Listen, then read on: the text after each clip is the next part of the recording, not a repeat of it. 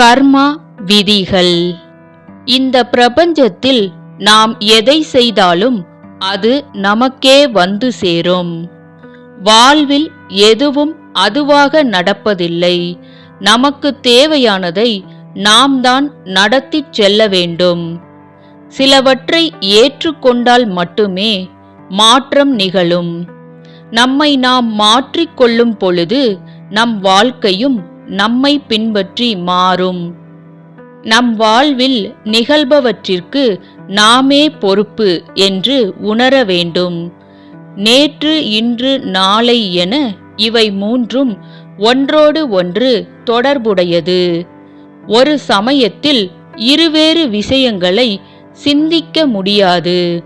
நம் நடத்தை நமது சிந்தனையையும் செயலையும் பிரதிபலிக்க வேண்டும். நம்முடைய முன்காலத்தையே நாம் பார்த்து கொண்டிருந்தால் நம்முடைய நிகழ்காலம் நம்மை விட்டு போய்விடும். வீடியோ பிடிச்சிருந்தா லைக் பண்ணுங்க ஃப்ரெண்ட்ஸ், ஷேர் பண்ணுங்க, சப்ஸ்கிரைப் பண்ணுங்க. ஆல்ரெடி சப்ஸ்கிரைப் பண்ண எல்லாருக்கும் ரொம்ப தேங்க்ஸ் ஃப்ரெண்ட்ஸ். இந்த நாள் இனிய நாளாக அமைய வாழ்த்துக்கள். நன்றி.